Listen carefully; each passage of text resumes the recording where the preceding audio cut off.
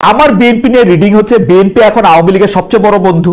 এই বন্ধুত্ব যদি আগে থাকতো, বিএনপি যেসব বিষয় নিয়ে এখন কথা বলে, আমি যদি সেটাকে মুক্তিযুদ্ধ বলি, আমি যদি সেটাকে স্বাধীনতার সময়ের কথা বলি, আমি যদি সেটাকে অসাম্প্রদায়িকতার জায়গা থেকে বলি, তাহলে বাংলাদেশের রাজনীতি অনেক আগে অন্য পথে ডিসাইডেড হতো। বিএনপি কেন এখন এরকম একটা রাজনৈতিক অবস্থান নিচ্ছে তাকে তখন আওয়ামী লীগের ছায়া মনে হচ্ছে? আওয়ামী লীগের লোকজনকে আপনাদেরকে টাকা পয়সা দিচ্ছে? আপনারা কি আওয়ামী লীগের লোকজনের সবচেয়ে বড় বন্ধুতে পরিণত হচ্ছেন? আপনি দেখেন এনসিপির সবগুলি দাবি, এনসিপি বলি, অন্য সবকিছু বলি, সাকিব ভাইয়ের দাবি, এগুলি মানা বিএনপির জন্য কোনো ঘটনাই না। বিএনপি এটা মানতেই পারতো, বিএনপি এটা মানতেছে না কেন, এটা আমি বুঝতে পারি না। মানে স্থানীয় সরকার নির্বাচন আগে হলে কি অসুবিধা, গুরুত্বপূর্ণ দুইটা সংস্কার আগে হলে কি অসুবিধা, এমনকি গণপরিষদ নির্বাচন আগে হলে কি অসুবিধা, আমি এগুলি বুঝতে পারি না। বা জাতীয় সংসদ নির্বাচনের লক্ষ্য যদি একটা গণপরিষদ হয়, সংবিধান চেঞ্জ করা হয়, তাহলে কি অসুবিধা? বিএনপি কেন প্রতিটা বিষয়ে, মানে আমি কি বলবো, প্রতিটা বিষয়ে দ্বিমত করতেছে, অমত দিতেছে, দোষ ধরতেছে, হিউমিলেট করতেছে? দুদু ভাইয়ের কথাটাই আপনি ধরেন, আমরা কি এই কথা এইখানে আবার বলতে পারবো? কেন দুদু ভাইকে এদের নিয়ে এই কথা বলতে হবে? কি করলে কি হয়ে যাবে? আপনি চিকিৎসক হিসেবে আপনি দুদু ভাইয়ের একটু বলা উচিত যে মানে এরকম কথা যাতে উনি বলেন না, যেটা আসলে, যাই হোক আপনি বলেন এখন। জি খালেদ ভাই, আসলে হয়েছে কি, আমাদের ভারপ্রাপ্ত চেয়ারম্যান জনাব তারেক রহমান, আপনি জানেন যে সবসময় উনি কিন্তু বক্তব্য রাখছেন, এবং যেখানে কোনো সমস্যা হচ্ছে, কেউ যদি কোনো ধরনের অন্যায় করে থাকে, তার বিরুদ্ধে কিন্তু সাথে সাথে ব্যবস্থা নিচ্ছেন। এবং উনি শুধুমাত্র এগুলি করছেন না, উনি যে 31টি দফা দিয়েছেন সেটা নিয়ে প্রত্যেকটি জায়গায় আজকে তারুণ্যের সমাবেশ করছেন, সাধারণ ছাত্রছাত্রীদের বোঝাতে চেষ্টা করছেন, এবং সে ধরনের একটা কনসেপ্ট তাদের মধ্যে দেওয়ার চেষ্টা করছেন। কাজে ওভারঅল এই যে একটা আন্দোলন আপনারা দেখেছেন যে জুলাই অগাস্ট হয়েছে, সেখানেও কিন্তু প্রথম থেকেই ওনার কিন্তু একটা স্ট্রং সাপোর্ট ছিল, এবং আমরা সেখানে দেখেছি উনি আমাদেরকে পর্যন্ত সে ধরনের ইনস্ট্রাকশন দিয়েছেন। আমরা মাঠ লেভেলে যারা কাজ করছি, যাতে বৈষম্য বিরোধী আন্দোলনে যারা যেসব ছাত্ররা কাজ করছে তাদেরকে যাতে সর্বাত্মক ভাবে সাহায্য দেওয়া হয়, এবং অ্যাকর্ডিংলি আমরা সেটা জেলা পর্যায়ে, ডিস্ট্রিক্ট পর্যায়ে, আপনার তৃণমূল পর্যায়ে সেটা আমরা দেওয়ার চেষ্টা করেছি। কাজে আমি মনে করি যে তারেক রহমান সাহেব আছেন আমাদের ভারপ্রাপ্ত চেয়ারম্যান, উনি কিন্তু প্রতিটি ব্যাপারে কিন্তু কথা বলছেন, এবং প্রতিদিনেই ওনার কিন্তু বক্তব্য আজকে মিডিয়াতে আসছে, আমরা সেটা দেখতে পাচ্ছি। কাজে এখানে অমুক সমুক তমুক কথা বলে সেটাকে আসলে ইনফ্যাক্ট আমরা মনে করি না যে সেটা বিএনপির কথা। তারেক রহমান সাহেব যেটা বলবেন আমরা মনে করছি সেটাই বিএনপির মূল কথা, এবং আমরা কিন্তু যে জায়গায় আপনি শেখ হাসিনা যেরকম সিইও এর মতো দেশ পরিচালনা করতো, এবসলিউটলি আপনারা সেদিকেই যাইতেছেন সাদাত ভাই। দলের মধ্যে কোনো সমন্বয় নাই, মানে সিনিয়রদের মধ্যে কোনো কথার মিল নাই। না, সেটা সেটা সেটা একটা দিক আছে, কিন্তু আমাদের তো যিনি ভারপ্রাপ্ত চেয়ারম্যান উনি কিন্তু ইনস্ট্রাকশন দিচ্ছেন, প্রতিনিয়ত দিচ্ছেন, এবং কিভাবে দল চালাতে হবে, কিভাবে আমাদের যে সাধারণ ছাত্রছাত্রীদের সাথে আমাদের যে দলের একটা সম্পর্ক গড়ে উঠাতে হবে, সেটারও কিন্তু প্রতিনিয়ত ইনস্ট্রাকশন দিচ্ছেন। আর উনি তো একটা কনসেপ্ট দিয়েছেন, আপনার দ্বিকক্ষ বিশিষ্ট পার্লামেন্টের কথা বলছেন, রেইনবো সিটি বাংলাদেশের কথা বলছেন, এবং আমাদের মধ্যে সবার একটা সাম্যতা আনার কথা বলছেন, এবং আমাদের দলের নেতা কর্মীরা কিভাবে কিভাবে বিহেভ করবে সে নিয়ে উনি কিন্তু প্রতিনিয়ত কথা বলছেন। কাজে এর মধ্যে যদি কেউ করে থাকে সেটার জন্য কিন্তু উনি সতর্কবার্তা দিচ্ছেন, এবং অনেক স্ট্যান্ডিং কমিটির মেম্বারকেও কিন্তু আপনারা দেখেছেন উনি সতর্কবার্তা দিয়েছেন। কাজে কোনো জায়গায় উনি কিন্তু কাউকে ছাড় দিচ্ছেন না। এবং আমরা আসলে যে জিনিসটি আসলে হয়েছে কি, আমি বলি আপনাকে যে আমরা এত দিন ধরেন 16 মাস চলে গেল, 16 মাস যাচ্ছে অথবা আরো বেশি হচ্ছে, যে আমরা একটা নির্বাচনের দিকে যেতে পারছি না। আমরা আসলে কি ওই যে সংস্কারগুলো আমরা ঠিক মতো করতে পারছি না। আপনি দেখুন যে একটা শিক্ষার কি সংস্কার কমিটি করা হয়েছে ঠিক মতো?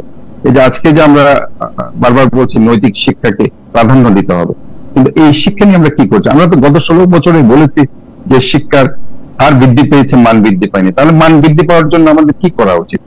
আজকে যে আমাদের স্বাস্থ্যের বাজেট নিয়ে আমরা কোনো কথা বলছি, আমাদের যে আজকে যে সাধারণ মানুষের কাছে ম্যাটারনাল চাইল্ড কেয়ার ফ্যাসিলিটিস সহ সমস্ত স্বাস্থ্য ব্যবস্থা দুর্গড়ায় পৌঁছাতে হবে, সেটা নিয়ে তো আমরা আসলে এই সরকার কোনো কিছু করতে পারি। ওভারঅল আপনি দেখেন যে আইন শৃঙ্খলা, আপনি দেখুন যে সেকেন্ড ম্যান শেখ হাসিনার পরের ব্যক্তি এনা হামিদ সাহেব বাংলাদেশে আছেন, সেটা কি তারা জানতো না? কি কিভাবে একটা ভিআইপি আপনার বিমানবন্দর দিয়ে একজন ভিআইপি চলে গেলেন এবং কেউ জানলো না, এটা কি হতে পারে? যে আমি মনে করি এটা না জানার কোনো উপায়ই নেই। যারা শকত ভাই, এটা না অনেকে এখনো যারা বাংলাদেশে আছেন, হয়তোবা আওয়ামী লীগের অনেক রুই খাতলা এখনো বাংলাদেশে আছে, আমরা হয়তোবা সেটা জানি না, কিন্তু প্রশাসন সেটা জানে।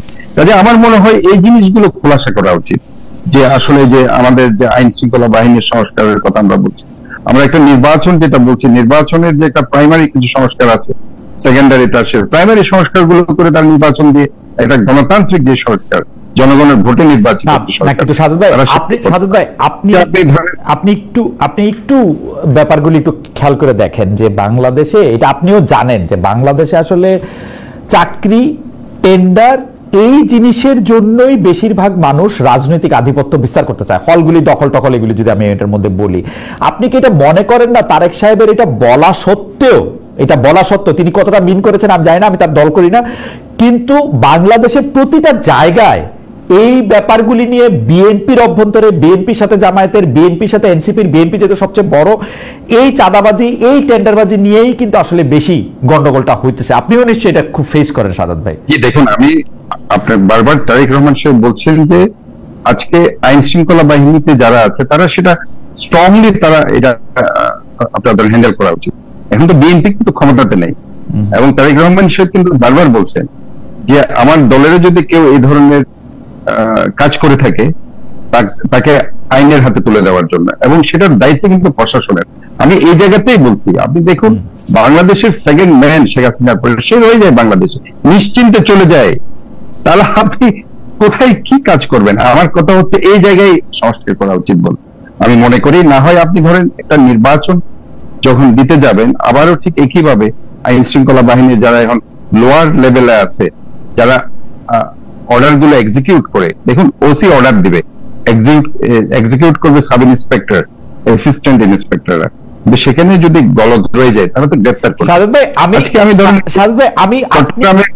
আপনার মানে আমি আপনাকে দেখেছি যে আপনি অনেক কিছু আগে থেকে এবং অনেক ভালোভাবে বুঝতে পারেন। ডক্টর মোহাম্মদ ইউনূসকে এখন সত্যিই মনে করতেছে, যে কারণে পদত্যাগের কথাটা আসলো, যে কোর্টগুলি এখন বিএনপির, যারা পুলিশ এবং প্রশাসনে আছেন তারা আসলে বেশিরভাগ বিএনপির হয়ে কথা বলতেছেন, সেই জন্য একটা দ্বৈত প্রশাসন সৃষ্টি হয়েছে। আসলে বিএনপি সমর্থক প্রশাসন বনাম ডক্টর মোহাম্মদ ইউনূস, যেটার মধ্যে আসলে ওয়াকার সাহেব আছেন।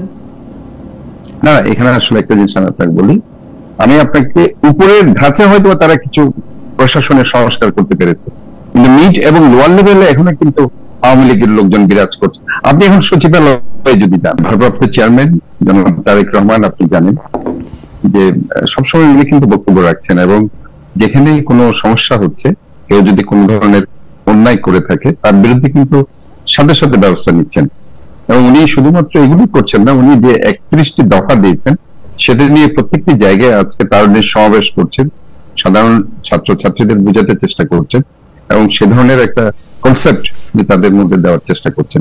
কাজে ওভারঅল এই যে একটা আন্দোলন আপনারা দেখেছেন যে জুলাই অগাস্ট হয়েছে, সেখানেও কিন্তু প্রথম থেকেই ওনার কিন্তু একটা স্ট্রং সাপোর্ট ছিল, এবং আমরা সেখানে দেখেছি উনি আমাদেরকে পর্যন্ত সে ধরনের ইনস্ট্রাকশন দিয়েছেন।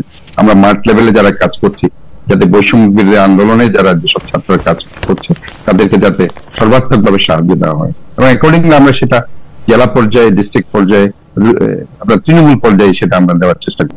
অনেক মন্ত্রণালয়ে যেসব জয়েন্ট সেক্রেটারি আছে, অ্যাসিস্ট্যান্ট সেক্রেটারি আছে, ডেপুটি সেক্রেটারি, কয়জনকে পরিবর্তন করতে পেরেছে? হয়তোবা উপরের লেভেলে সিনিয়র যারা, আমি একটা কথা বলি, আমি কিছুদিন সরকারি চাকরি করছি বলে সরকারি চাকরিজীবীরা আমার বন্ধু, আমি দায়িত্ব নিয়ে একটা কথা বলি, উনারা সরকার পরিবর্তনের সঙ্গে সঙ্গে উনাদের কোনো লয়ালিটি শেখ হাসিনার প্রতি আর নাই। উনারা শেখ হাসিনার প্রতি লয়াল ছিলেন আইডিয়ালিস্টিক জায়গা থেকে না, কিন্তু উনারা সুবিধা পাইতেন, সাহায্য পাইতেন সেই জায়গা থেকে পাইছেন নাই, কিন্তু আসলে সিরিয়াসলি নাই। আপনি যখন শুনেন, আমার এই যে আমি 6 মাস ধরে এখন মেয়র হিসেবে আছি, আমি কিছু কাজ করতে চেয়েছি, আমি কিছু কাজ করার জন্য মিনিস্ট্রিতে দিয়েছি, কিন্তু সঠিকভাবে আমি সেখানে সাপোর্ট পাচ্ছি না। যদি তারা ওইটা মনে করতে যে না ডক্টর সাদাত বিএনপির লোক হলো, সে চট্টগ্রামকে সাজাতে চাই, চট্টগ্রামের জন্য কিছু কাজ করতে চাই, তার কাজগুলো আমি করে দিব। আমি নিজে ফেস করছি এগুলো, এবং আমি নিজে যেহেতু মন্ত্রণালয়ে গিয়ে মাঝে মধ্যে যাই, রিকোয়েস্ট করি এসব কাজের জন্য, আমি দেখি সেখানে কারা সেখানে আছে। আচ্ছা, ঠিক আছে। আমি এই জন্য আমি আপনার এই কথা মানলাম, কিন্তু আমার কাছে মনে হয় যে আওয়ামী লীগের লোকরা এখন আরো বেশি বিএনপির সাপোর্টার। আমার কাছে এরকম মনে হয়, বিএনপি যেমন আওয়ামী লীগের সাপোর্টার, দুইটার বন্ধুত্ব একদম স্পষ্ট দেখা যাচ্ছে।